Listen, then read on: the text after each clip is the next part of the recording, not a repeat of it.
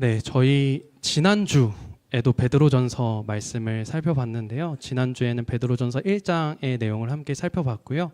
오늘은 2장을 중심으로 해서 살펴보려고 합니다.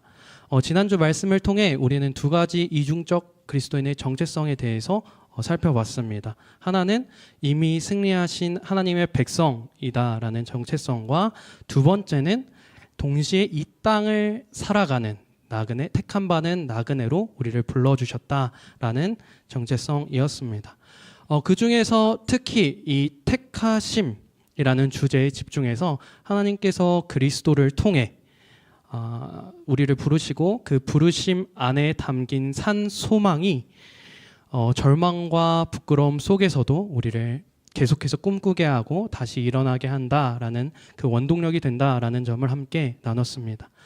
즉 지난주에 저희 말씀을 통해서 살핀 내용은 우리의 믿음의 기반이 무엇인지에 대해서 살펴보았다로 요약할 수 있습니다. 그렇다고 한다면 오늘은 그 다음 질문을 나눠보고자 합니다.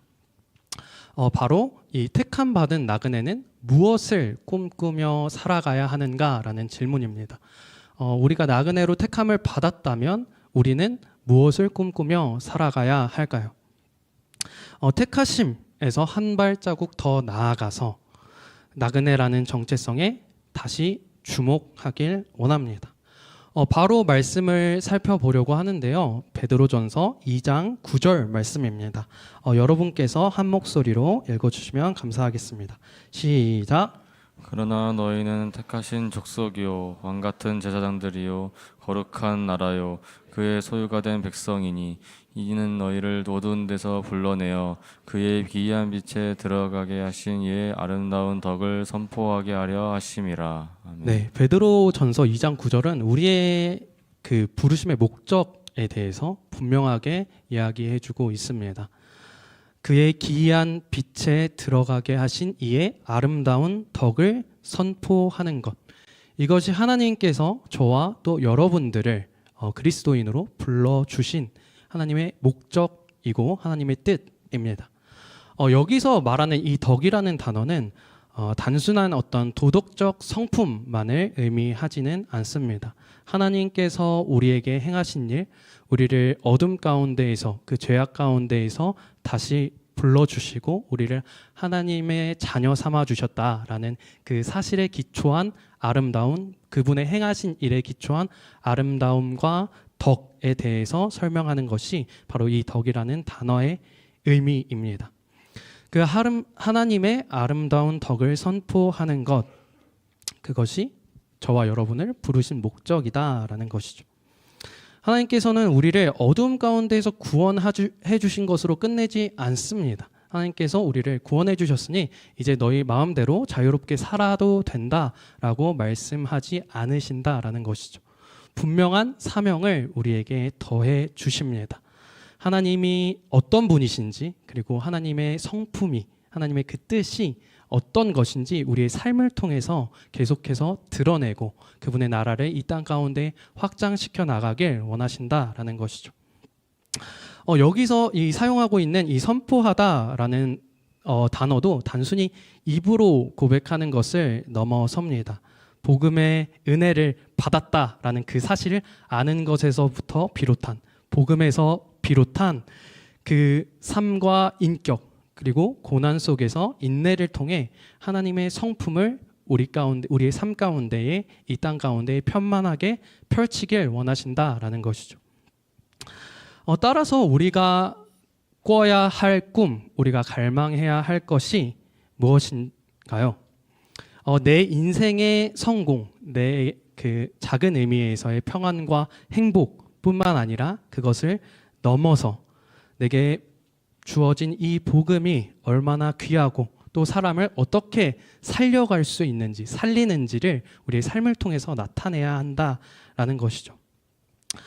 그렇다고 한다면 우리에게 주어진 이 복음이 정말 기쁨이 되고 우리의 행복이 되고 우리의 산 소망이 된다라는 것을 우리는 삶을 통해서 어떻게 나타낼 수 있을까요?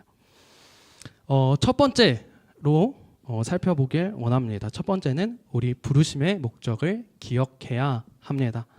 어느 날 이제 제가 친구와 약속을 이제 마무리하고 운전해서 이제 집을 가려고 했던 그 상황이 있었습니다. 몇 번 다녀온 길이고 꼭 익숙했던 길인지라 굳이 내비게이션을 찍지 않아도 되는데 이제 그 고속도로를 달리다 보면 그 과속 카메라가 있잖아요. 이렇게 과속하면 이렇게 벌금이 날라오는 그 과속 카메라가 있는지 없는지를 이제 확인하기 위해서 내비게이션을 굳이 켜서 이렇게 주행을 했었는데요. 그래서 이제 내비게이션을 집으로 딱 찍고 이제 출발했습니다. 근데 이제 출발한 지 얼마 안 돼서 계속해서 알람이 울리는 거예요. 내비게이션에서 띠링 목적지를 재탐색합니다. 띠링 목적지를 재탐색합니다. 이 알람이 계속해서 울리는 겁니다. 저는 이제 집으로 잘 가고 있다라고 생각을 했는데 내비게이션은 자꾸만 다른 방향, 내가 기존에 알고 있었던 방향과 다른 방향을 가르쳐 주는 겁니다. 이 상황에서 제가 이제 확인해 보니까 이 목적지가 우리 집이 아니라 학교 기숙사로 되어 있었던 거예요. 그래서 예전에 자주 다녔던 길이고 길이다 보니까 그 경로다 보니까 무심코 그냥 제일 위에 있는 거를 선택해서 이제 주행을 하다 보니까 그렇게 일어난 해프닝이었습니다. 설교를 준비하면서 그 상황, 그 일화가 이렇게 떠올랐었는데요. 왜냐하면 분명히 우리가 잘 가고 있다라고 생각을 해도 목적지를 잘못 설정했을 때, 목적지가 다른 방향을 가리키고 있을 때 결국은 우리를 어긋난 길로 내가 빠질 수 있겠구나라는 생각이 들었기 때문입니다. 오늘 본문에서 베드로는 분명하게 하나님의 부르심에 대한 목적을 이야기하고 있습니다. 하나님은 우리를 그의 아름다우신 덕을 선포하기 위해서 우리를 부르셨다라는 것을 분명하게 이야기해주고 있습니다. 서두에서 살핀 바와 같이 하나님이 어떤 분이신지를 우리의 삶을 통해서 드러내길 원한다라는 것이죠. 복음이 만들어내는 이 기쁨과 평안을 우리의 삶으로 드러내기 위해서 걸어야 될 첫 번째 스텝이 바로 이 부르심의 목적을 기억하는 것입니다. 왜냐하면 이 부르심의 목적이 우리 가운데에서 희미해질 때, 잘 보이게 되지 않을 때, 흔들릴 때 우리는 너무나도 쉽게 이 세상의 가치와 세상의 판단을 우리의 기준으로 수납하고 살아가기 너무나도 쉽기 때문입니다. 또 그렇게 세상의 가치를 따라서 걷다 보면 그 세상의 가치에 통치를 받고 있는, 매여 있는 우리를 발견하게 된다라는 것이죠. 그래서 우리는 이 부르심의 목적, 하나님께서 우리를 왜 불러주셨는가, 하나님께서 우리를 어떤 목적으로 가지고 불러주셨는가, 이 부르심의 목적을 선명하게 기억해야 합니다. 이 하나님의 부르심에, 하나님의 그 목적에 반응하고 나아가는 저와 여러분 되기를 간절히 소망합니다. 계속해서 말씀을 이어가려고 하는데요. 말씀을 살펴보려고 합니다. 부르심의 목적을 설명한 베드로는 편지를 계속해서 이어갑니다.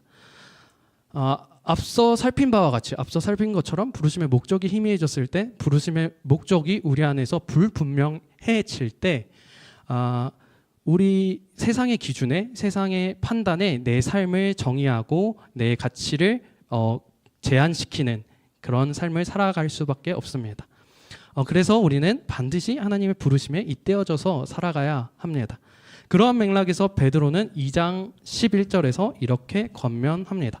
여러분들이 이번에도 한 목소리로 함께 읽겠습니다. 시작. 사랑하는 자들아, 거류민과 나그네 같은 너희를 권하노니 영혼을 거슬러 싸우는 육체의 정욕을 제어하라. 베드로는 이제 우리의 부르심의 목적이 하나님의 아름다운 덕을 선포하는 것에 있다라는 이 분명한 목적을 분명히 한 후에 우리를 실제적으로 권면합니다. 방법에 대해서, 그러면 하나님께서 우리에게 주신 목적이 하나님의 아름다우심을 드러내는 것인데 그것을 어떤 방법으로 드러낼 것이냐 하는 것이 바로 이 본문에서 이야기해주고 있는 것입니다.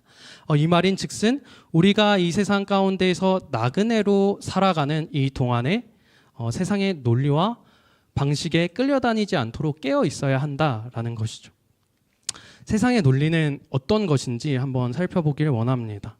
세상은 힘을 앞세워서 자신이 가진 어떤 자신이 원하는 그 욕망이나 갈망을 정당화하면서 눈에 보이는 이 성공을 추구하는 게 이 세상의 흐름이라고 생각할 수 있을 것 같습니다.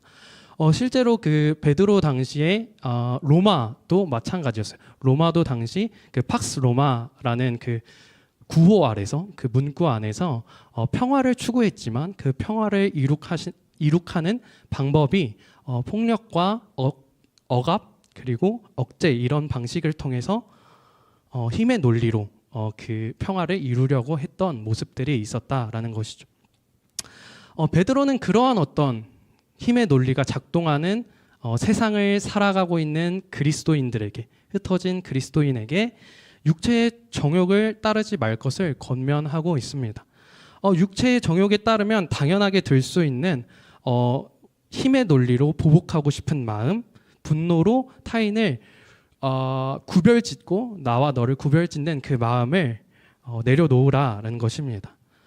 그 방법이 아니라 똑같이 그들과 같은 힘의 논리가 아니라 하나님의 방법으로 하나님의 뜻, 하나님이 어떠하신지를 나타낼 것을 권면하고 있는 것입니다. 그것이 우리가 하나님의 덕을 선포하는 일이기 때문에 그렇습니다. 그런 의미에서 그리스도인에게 믿음의 고백도 너무나도 중요하지만 그 고백과 함께 중요한 것이 하나님의 방식을, 하나님의 뜻을 하나님의 방식으로 이뤄가는 모습이 필요하다라는 것입니다. 이 포인트를 저희가 기억을 하면서 구체적으로 하나님의 덕이 우리의 삶 가운데에 어떻게 선포될 수 있을지 계속해서 베드로의 권면을 살펴보려고 합니다. 오늘 읽진 않았지만 2장 같이 말씀인데요. 2장 말씀 베드로전서 2장 16절 말씀을 우리 한 목소리로 읽도록 하겠습니다. 시작. 너희는 자유가 있으나 그 자유로 악을 가리는 데 쓰지 말고 오직 하나님의 종과 같이 하라. 삶으로 하나님의 덕을 선포하기 위해서는 사랑을 위해 나의 자유를 사용할 수 있어야 합니다. 베드로는 이야기하고 있습니다. 너희에게 분명한 자유가 있으나 그 자유를 나의 죄나 나의 악을 가리는 데 사용하지 말고 오직 하나님의 종과 같이 사용하라라고 이야기를 합니다. 하나님의 종과 같이 한다라는 것은 나의 자유가 하나님의 통치 아래, 하나님의 그 방법 아래에서 행사되어야 한다라는 것이죠. 이게 약간 좀 추상적이어서 예를 한번 들어보고자 합니다. 저는 사실 이제 아침을 되게 잘 안 먹는 스타일입니다. 왜냐하면 그 분주한 시간에 차분하게 앉아서 무엇을 먹는다는 그게 저한테 있어서 되게 어려운 일이기 때문입니다. 그런데 저희 어머니께서는 유별나게 아침을 꼭 챙겨주시는 분이에요. 아침 제가 먹든지 안 먹든지 아침을 이렇게 차려놓고 이렇게 덮어놓고 이렇게 가시는 분인 거예요. 그래서 이제 이렇게 조금 어렸을 때는 바쁘고 안 그래도 막 학교 가고 막 이렇게 막 지하철 시간 막 있고 그래서 그런 것들을 이제 안 먹고 이제 바로 나가기 자주 그렇게 바로 나갔었는데 요즘에는 그래도 최대한 먹어보려고 합니다. 왜 먹어보려고 하냐면 그 어머니가 차려준 그 아침 그 밥에 의미가 이제 조금씩 이제 와닿기 때문이에요. 엄마가 내가 이것을 먹었을 때 엄마는 참 기뻐하는구나 그걸로. 왜냐하면 내가 아침을 든든하게 시작하길 바라는 그 마음이 그 아침 밥상에 담겨 있기 때문에 그걸 알기 때문에 이제 조금씩 먹어보려고 합니다. 여기서 이제 아침을 먹고 안 먹고는 저의 자유인데 사실 제게 주어진 자유를 저는 이제 어머니한테 이제 막 이렇게 낯간지럽게 표현을 못하다 보니까 그 밥을 먹음으로써 간접적으로나마 어머니의 사랑에 감사하고 있다라는 것을 이제 제 딴에는 표현하고 있는 거거든요. 그래서 이제 어찌됐든 간에 밥을 먹거나 먹지 않거나 그건 제 자유이지만 그 자유를 어머니를 향한 사랑의 표현으로 사용하고 있는 것이죠. 어떻게 보면 자유를 내가 이거 안 먹어도 되는데 그것을 먹는 선택을 함으로써 사랑을 표현하고 있는 것입니다. 사랑 때문에 내 자유의 선택지가 줄어든 것처럼 보이지만 사실 이게 어떤 의미에서는 오히려 더 깊은 관계와 기쁨이라는 영역으로 자유가 확장된 것이라고 생각할 수 있는 것이죠. 사랑하는 여러분, 자유를 사랑을 위해서 사용한다라는 것이 바로 이런 것입니다. 하나님을 알기 때문에 주변 이들을 사랑하기 위해 내가 할 수 있는, 내가 하고 싶은 영역들을 조금씩 줄여가는 것, 사랑을 의도적으로 선택함으로써 다른 이들을 위한 또 하나님을 위한 마음의 여백을 만들어 놓는 것입니다. 그러면 누군가는 이렇게 또 물어볼 수 있을 것 같아요. 아니 근데 하나님의 그 뜻에 의해서, 하나님의 그 사랑이라는 큰 틀 아래서 우리가 자유를 행사해야 한다라고 하면, 그럼 그게 어떻게 진정한 의미에서 자유가 될 수 있을까? 라는 질문을 던져볼 수 있을 것 같습니다. 근데 이제 팀 켈러라는 목사님이 자유에 대해서 이런 설명을 한 게 있어서 한번 나눠보려고 합니다. 자유는 어떤 모든 제한에서 해방된 상태라기보다는 오히려 우리를 정말 안전하게 할 수 있는 그 울타리 안에, 그 제한 안에 우리를 두는 것이 진정한 자유라고 설명합니다. 이게 말이 조금 어려워서 예화도 같이 들어주셨는데요. 예를 들어서 이제 어항 안에 물고기가 있다라고 생각을 해봅시다. 어항 안에 있는 물고기는 어항 안에 있을 때 가장 자유롭습니다. 어항 안에 있는 물고기가 나 진짜 자유를 탐색하고 싶어, 자유를 향해 나갈 거야 하고 육지로 가게 되는 순간 그 물고기는 정말 자유를 잃어버리게 됩니다. 그런 것처럼 우리에게 자유가 이렇다라는 것이죠. 진정한 자유는 내 마음대로 할 수 있는 그 영역을 무한하게 확장시켜 나가는 것이 아니라 하나님의 부르심의 목적을 기억하면서 때로는 절제하고 하나님의 그 넓고 크고 높고 깊은 그 사랑 안에서 나의 자유를 제한하는 것이 진정한 의미의 우리에게 있어서 자유가 될 수 있다라는 것이죠. 그럴 때에 그렇게 우리에게 주어진 그 자유라는 것을 우리가 주님 안에서 사랑을 위해서 사용할 때에 하나님께서는 그 모습을 통해서 우리는 그 모습을 통해서 하나님의 그 아름다운 덕을 선포할 수 있다라는 것이죠. 마지막으로 하나 더 살펴보려고 하는데요. 삶으로 하나님의 덕을 선포하기 위해서는 하나님을 신뢰하기 때문에 내 안에 있는 미움을 이겨내고 밀어내야 합니다.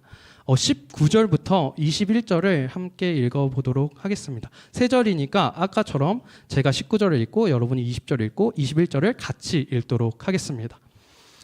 부당하게 고난을 받아도 하나님을 생각함으로 슬픔을 참으면 이는 아름다우나 죄가 있어 매를 맞고 참으면 무슨 칭찬이 있으리요.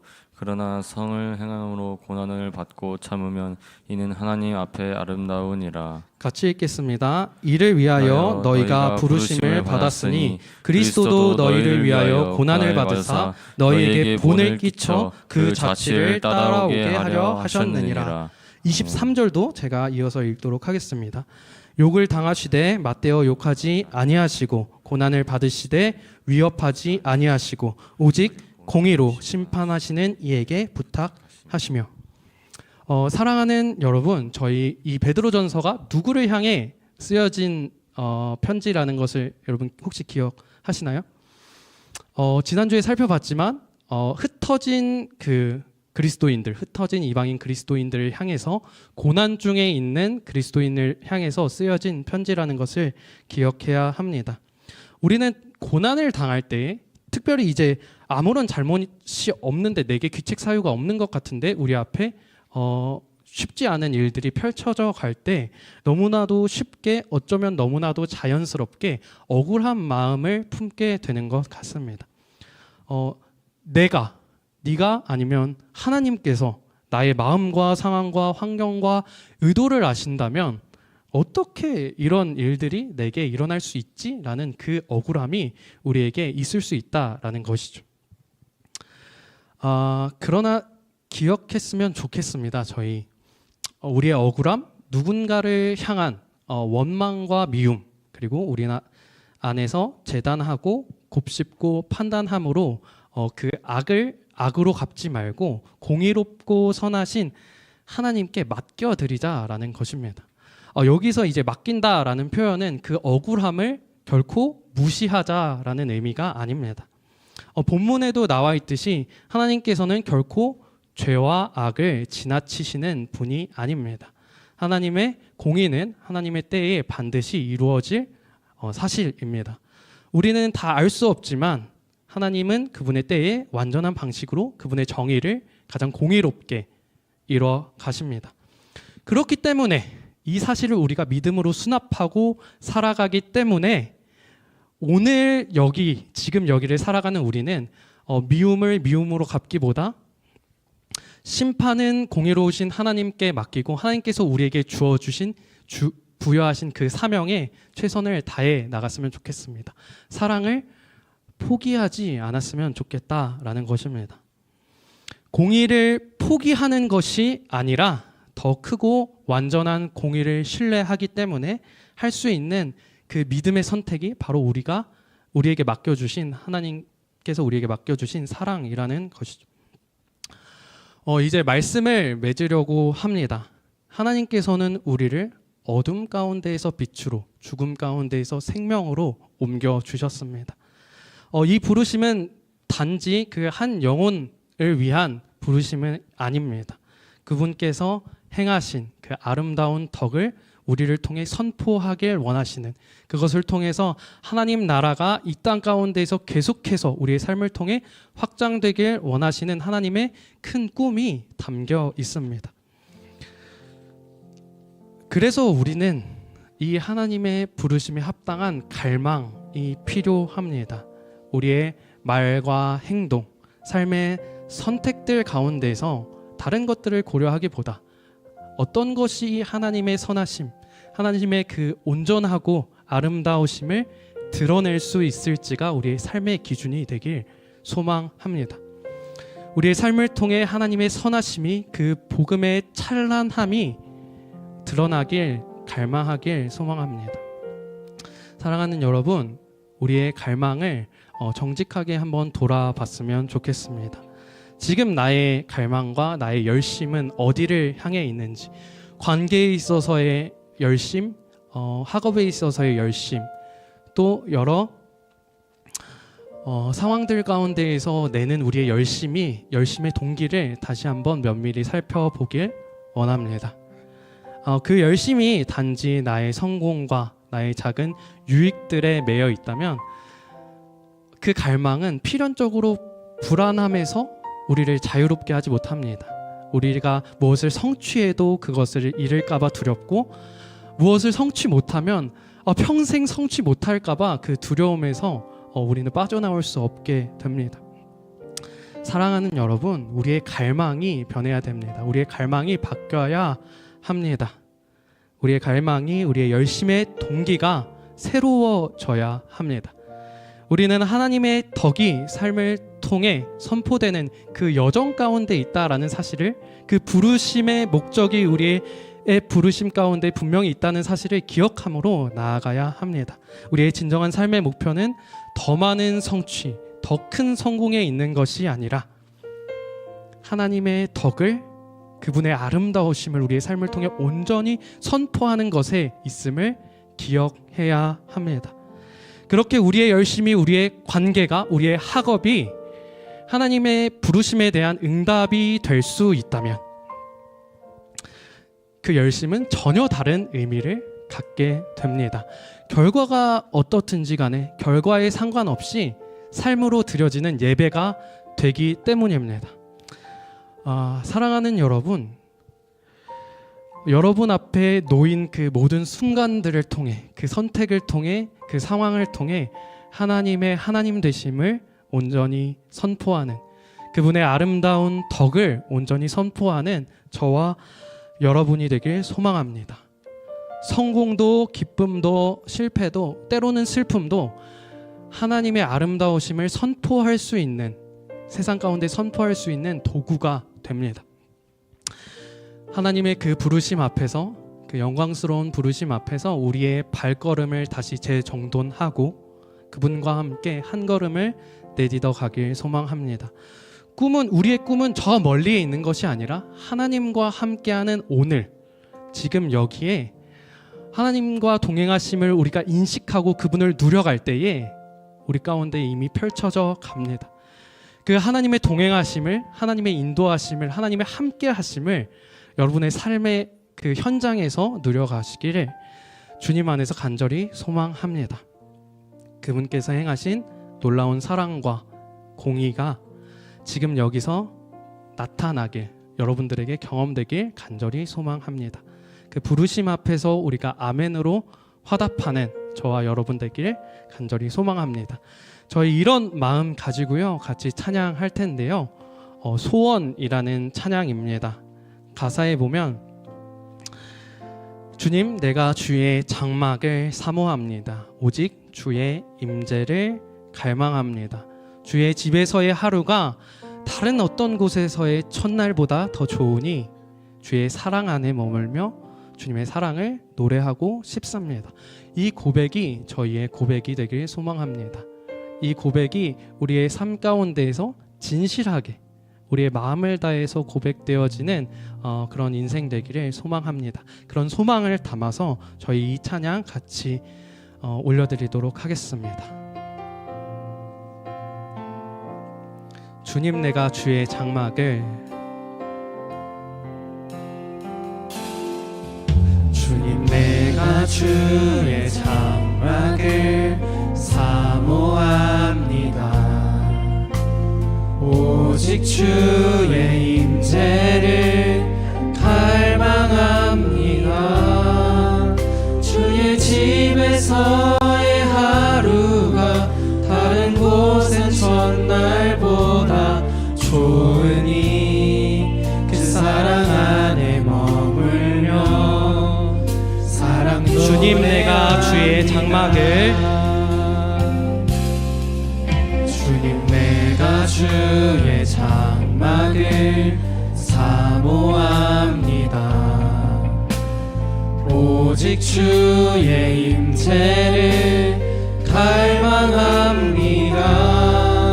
주의 집에서의 하루가 다른 곳의 첫날보다 좋으니 주 사랑 안에 머물며 사랑 노래합니다. 나의 평생에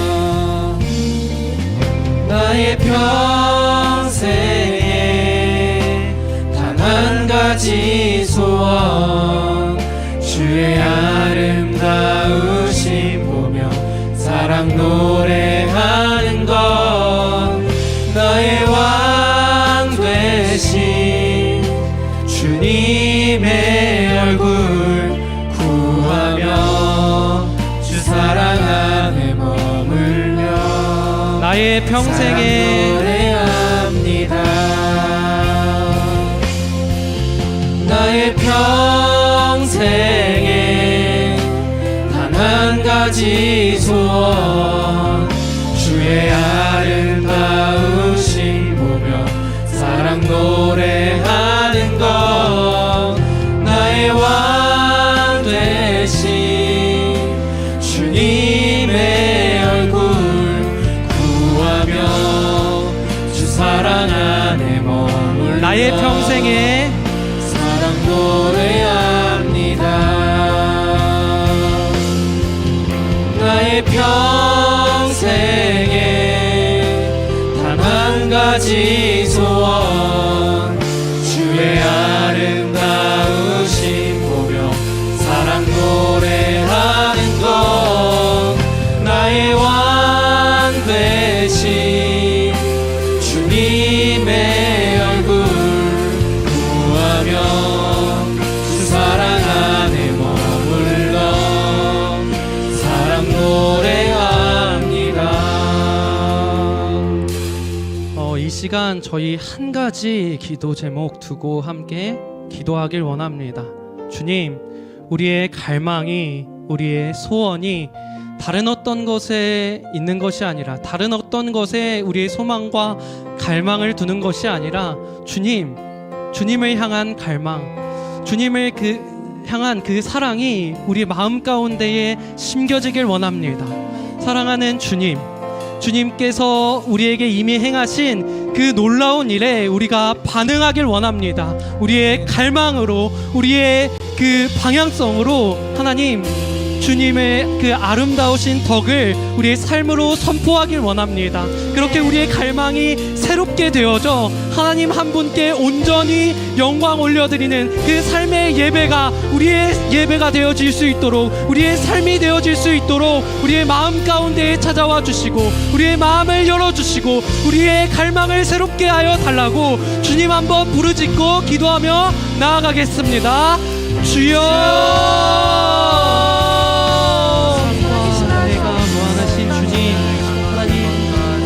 갈망이 주님 안에서 새로워지길 원합니다.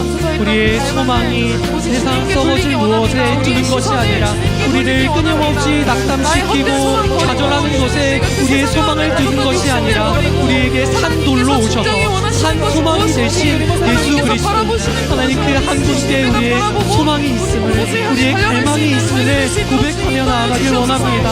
하나님 아버지, 우리 안에 있던 갈망이 예수 그리스도 안에서 새롭게 되어질 수 있도록, 조율되어질 수 있도록, 교정되어질 수 있도록 주님 인도하여 주시고 붙잡아 주시옵소서. 그래야 하나님, 우리가 내딛는 그 한 걸음 한 걸음, 우리가 사랑하기 위해 씨름하는 그 순간, 그 모든 순간들로 하나님께 예배드리고 하나님께 삶의 예배로 올려드릴 수 있는 저희가 되어질 수 있도록 주님 인도하여 주시고 붙잡아 주시옵소서. 주님의 은혜가 필요합니다. 주님의 그 복음의 능력이 우리의 삶 가운데서 편만히 펼쳐져야 합니다.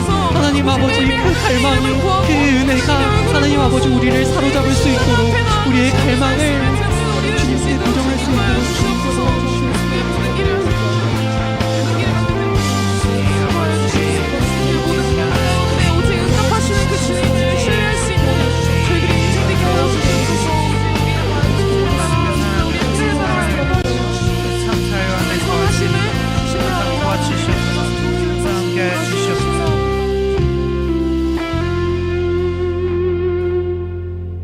기도하겠습니다. 내가 주께 바라던 한 가지 일, 바로 그것을 구하리니 곧 나로 하여금 평생토록 주의 집에 거하여 주의 아름다움을 바라보며 그분의 성전에서 여쭙게 하는 것이라. 사랑하는 주님, 이것이 우리의 고백이 되길 원합니다. 이것이 우리가 내딛는 그 발걸음의 목표가 되길 원합니다. 하나님 아버지, 우리의 갈망을 새롭게 하여 주셔서 우리가 하는 선택을 통해, 우리가 하는 말을 통해, 우리의 행동을 통해 다른 어떤 것이 드러나는 것이 아니라 하나님의 아름다우심, 하나님의 그 아름다우신 덕이 우리의 삶을 통해서 선포되어질 수 있도록 도와주시옵소서. 그렇게 하나님께서 우리를 통해서 일하실 때에 하나님, 우리의 기대보다, 우리의 생각보다 더 크고 놀랍게 일하시는 하나님이 계신다는 사실을 우리가 우리의 삶 가운데에서 우리가 치열하게 분투하고 씨름했던 그 삶의 현장 가운데에서 목도할 수 있도록 주님 우리를 붙잡아 주시고 인도하여 주시옵소서. 하나님, 신앙의 여정 가운데에 여전히 우리를 어렵게 하는 여러 가지 것들이 우리 가운데에 놓여져 있음을 보게 됩니다. 그러나 그것에 좌절하고 낭망하지 않을 수 있는 이유는 산돌 대신 산돌로 우리에게 오셔서 우리에게 산소망이 되신 예수 그리스도가 그 모든 여정 가운데에 함께하고 계시기 때문입니다. 우리가 이 사실을 기억하며 우리에게 맡겨진 씨름들을 치열하게 최선을 다해서 감당해 나갈 수 있도록 우리를 격려하시고 우리를 위로해 주시옵소서.